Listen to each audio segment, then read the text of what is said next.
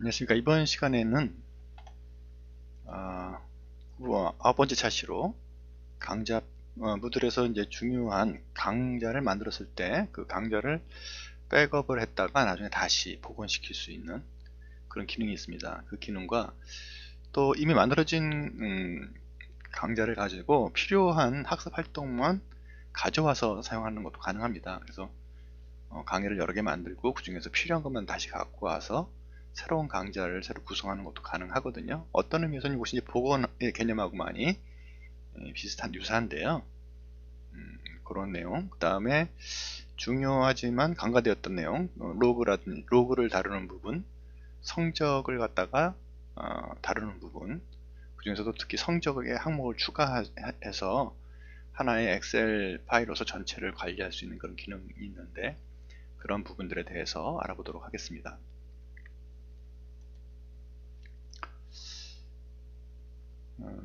먼저 강좌 관리 중에서 이제 강좌를 백업을 하는 것이 항상 가능합니다.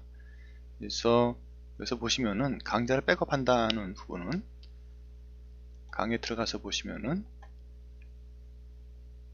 강의 상태에서 그렇죠? 여기서 보면은 곧바로 백업 들어갈 수 있고요. 보호에 가면은 뭐 전체 페이지에서 들어갈 수 있죠. 하지만 지금 강좌에서 곧바로 백업이 어베일러블 하니까 사용 가능하니까 백업 내용을 한번 들어가서 보자면요. 백업에 이제 뭐 등록 사용자를 포함할 것이냐, 활동을 포함할 것이냐, 역할 부여사항을 포함할 것이냐, 이런 조건에 따라서 강좌를 뭐 어떤 요소를 선택해서 포함할 수 있습니다. 뭐 디폴트로 되어 있는 내용을 가지고 넘어가면 다음 넘어가서 그럼 이제 활동을 포함하기로 했으니까 활동을 다 이렇게 선택을 해가지고 백업을 할 수가 있습니다. 뭐 필요 없다고 생각을 하면은 뭐 필요 없는 부분들 이렇게 언체크 할 수 있겠죠. 그러면 이제 선택된 부분만 갖고 가고요. 사용자 자료는 뭐 강좌의 내용이 있고 사용자들이 거기에 뭐 포럼이 있으면 포럼에 댓글을 올린 게 있을 거 아닙니까? 네, 그런 내용들 갖고 갈 것이냐 안 갖고 갈 것이냐, 갖고 가는 게 뭐 좋을 때도 있고 또는 컨텐츠 자체만 갖고 가는 게 원할 때는 이걸 언체크 하시면 되겠죠.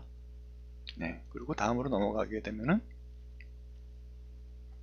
확인 및 검토 과정을 거친 다음에 백업을 실시하게 되겠습니다.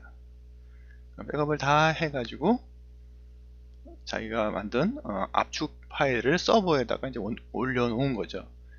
그래서 만들고 나면은 이제 강제 복구 화면이 뜨는데요. 이것은 나중에 이제 복구할 때도 접근할 수 있는 화면입니다. 그래서 여기 보면은 지금 방금 만든 파일이 mbz 형태로 이 파일을 만들어져 있습니다. 그렇죠? 두 가지 기능이 있는데 내려받기를 하면은 다운로드를 하는 거죠, 말 그대로. 다운로드를 받으면은 다운로드 하진 않겠습니다. 다운로드를 받으면 이 파일을 다운로드 받아서 다른 무들 서버에 갖고 가서 업로드 할 수 있겠습니다. 네, 그런 것들이 가능한 거죠. 그래서 파일을 받아서 다른 무들 서버에 강좌를 갖다 올려놓을 수도 있고요.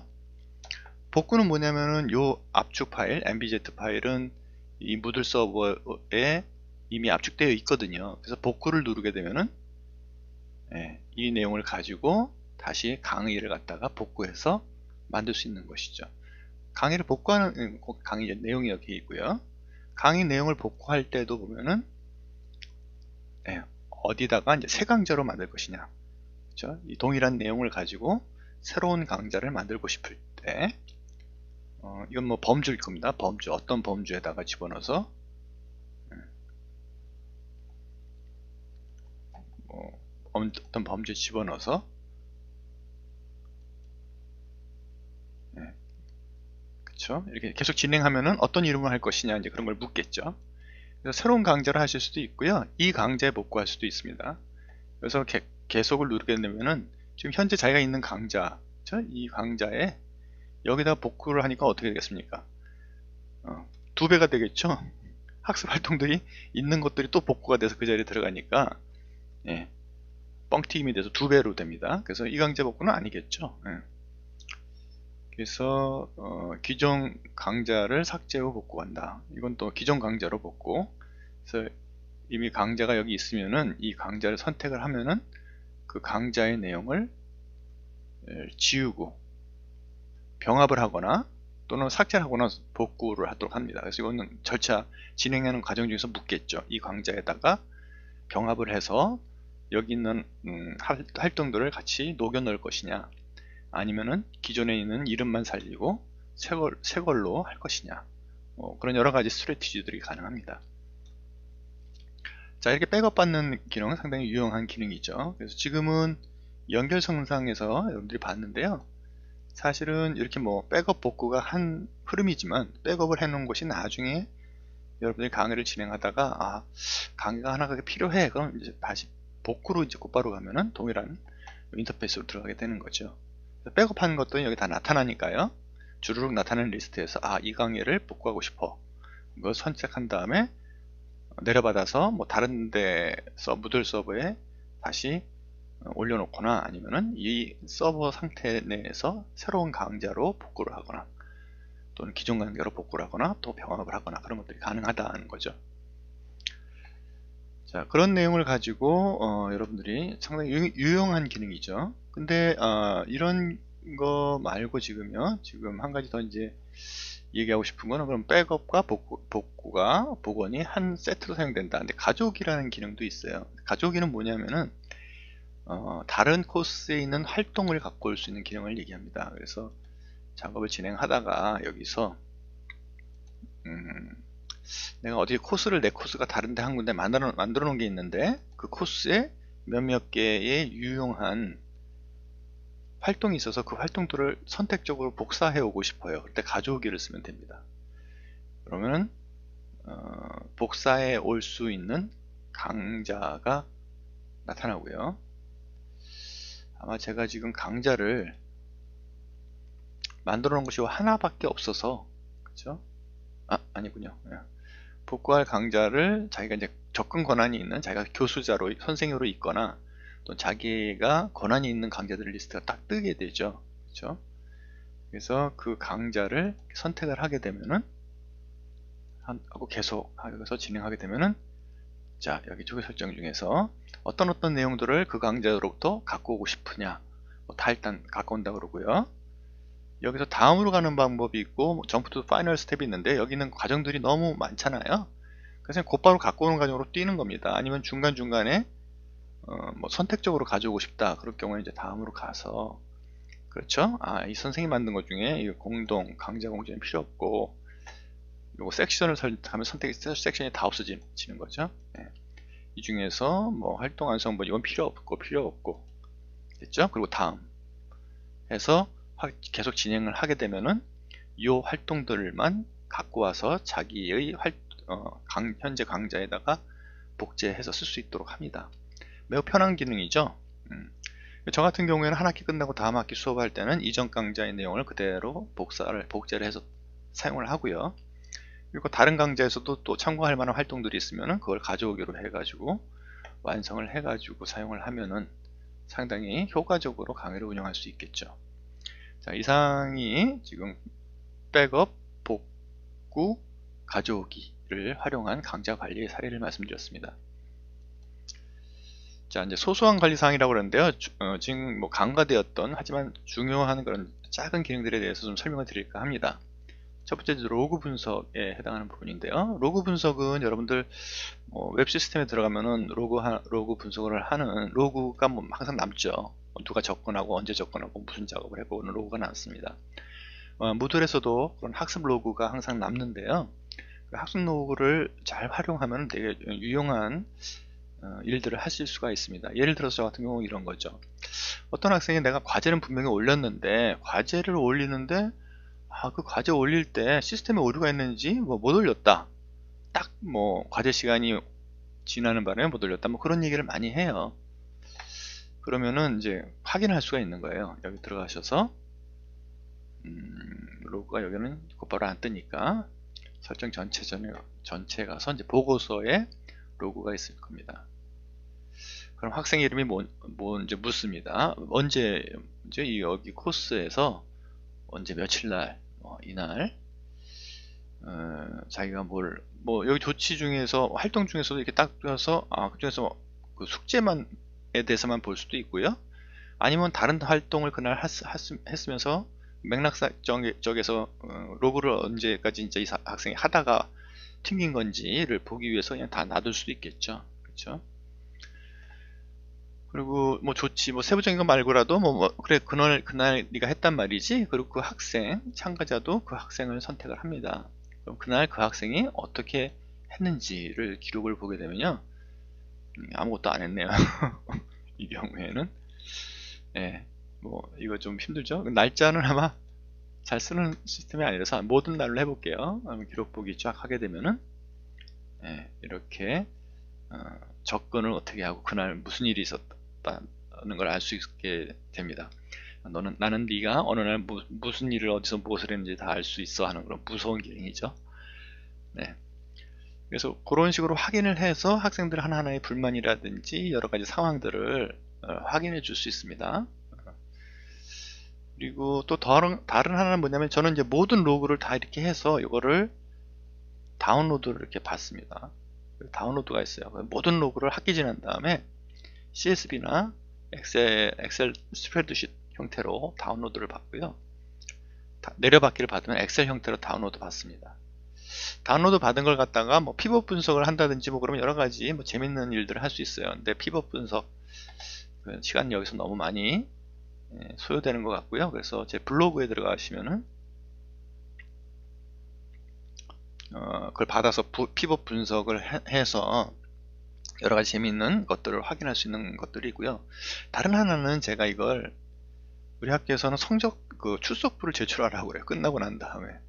근데 저는 출석을 별로 부르지 않습니다. 왜냐면 로그가 다 남고 그날 그게 남는데, 근데 그게 강제사항이니까 이번 해서부터는 그러면은 로그를 갖고 로그에 접속한 날짜로 이 학생들이 그 해당하는 날짜에 몇 회 이상 접속했으면 그냥 출석한 걸로 하자. 출석을 수업 시간에 부르지 않고요. 수업 시간에는 1대1로 이름을 불러가지고 그냥 대화를 합니다. 질의응답. 근데 그때 일일이 또 학생이 왔나 안 왔나 그 출석을 부르는 건 큰 의미가 없다고 그랬어요. 물론 출석부는 옆에 있고, 출석부 순서대로 이렇게 출석을 부르지 않고 출석 순서대로 학생들한테 질의응답을 하죠. 그래서 그게 출석부 형태로 남아있지는 않았어요. 이런 식으로 하면은 이 절차에 거쳐서 깨끗하게 나중에 출석부 형태로 할 수가 있습니다. 출석부도 이제 날 단위로, 시간 단위로 해야 되는데 그건 귀찮더라고요. 그래서 그날 하여튼 했으면은 10회 이상 접속을 로그 했으면, 저는 이제 수업 시간에 같이 무드를 활용을 하면서 같이 화상회의를 하니까 그런 로고들이 다 남고, 그렇게 이런 식으로 이제 구성을 해서 출석부를 만들어 놓을 수가 있었습니다. 이 내용을 한번 참고해 보시면 좋을 것 같고요. 학습 분석을 할 때 이 데이터를 피벗 분석을 엑셀로 해서 하면 여러 가지 재미있는 데이터를 얻을 수 있습니다. 물론 이런 것들이 이제 학습 분석에 좀 가까이 갈 수 있는 부분이 있는데, 개인화된 학습 분석이라고 할까요? 여러분들이 학생들의 어떤 상태라든지 출석 패턴 그런 것들을 분석할 수 있는 좋은 자료가 됩니다. 자, 그 하나가 이제 로그 얘기를 말씀드렸던 거고요. 그 다음에 이제 성적에 관련된 부분을 갖다 설명을 드리고 싶습니다. 성적에서는 이제 크게 말씀드릴 내용이, 지금 화면이 무슨 내용인지 저도 잘 안 보이네요. 마찬가지로 성적도 이렇게 채점자 이제 성적에 들어가시면은 성적을 내려받아서 그 성적 내려받은 내용을 아까 로그를 갖고 출석을 했듯이 성적표 성적을 모두 다 다운로드 받아서 그걸 가공을 해가지고 성적에 반영하게 할 수 있습니다. 무들에서는 모든 학습 활동들이 퀴즈, 그다음에 과제 평가, 그다음에 포럼, 심지어는 포럼, 그런 것들도 모두 성적화 점수를 낼 수가 있잖아요. 그래서 그런 점수들이 저 같은 경우에는 한 4, 50가지 정도가 점수로 남습니다. 그래서 그것이 중간고사 40%, 기말고사 40%, 그 다음에 무들에서 과제에 해당하는 것이 20%라고 그러면은 그거를 계산하려면 진짜 머리에 쥐가 나는데, 무들에서는 이미 다 취합이 다 돼 있잖아요. 그래서 무들에 있는 자료를 최종의 성적을 다운로드 받아서 그걸 갖다 엑셀로 정리를 해가지고 합니다. 근데 그때 문제가 뭐냐면 중간고사, 기말고사는 필기로 볼 때가 있잖아요. 필기로 볼 때 그 성적 항목에다가 성적 항목 입력을 추가를 해가지고 중간고사, 기말고사는 수기로 입력을 합니다.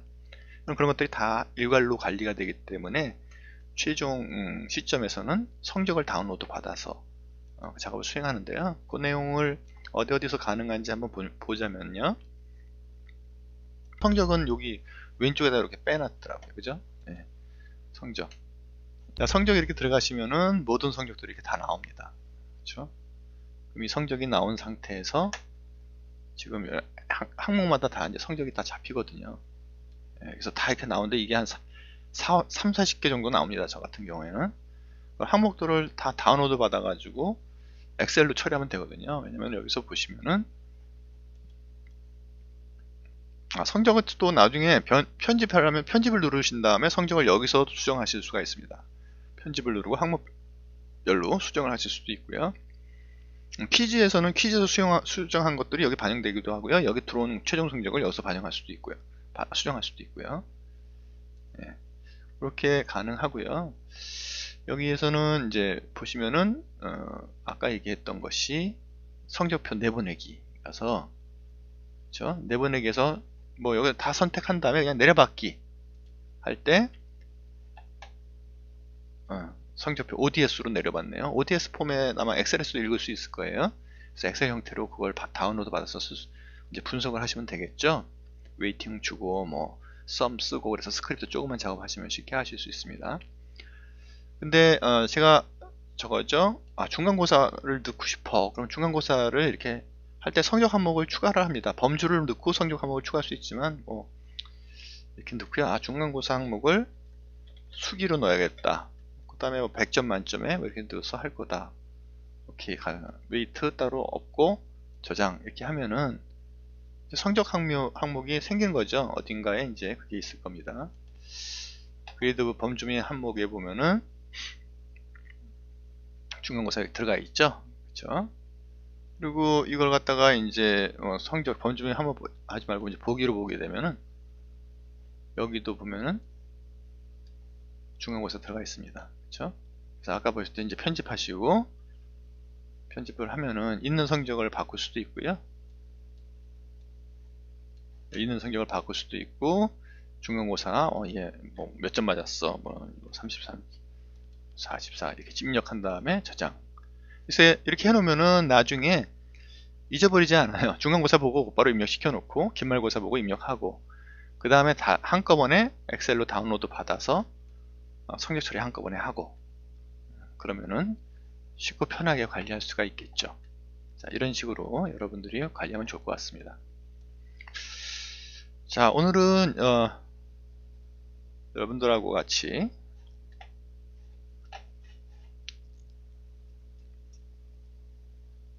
정체를 밝히겠습니다. 오늘은 여러분들하고 같이 무들의 소소한 기능이라고 그랬죠. 근데 강좌 관리는 중요한 기능이죠.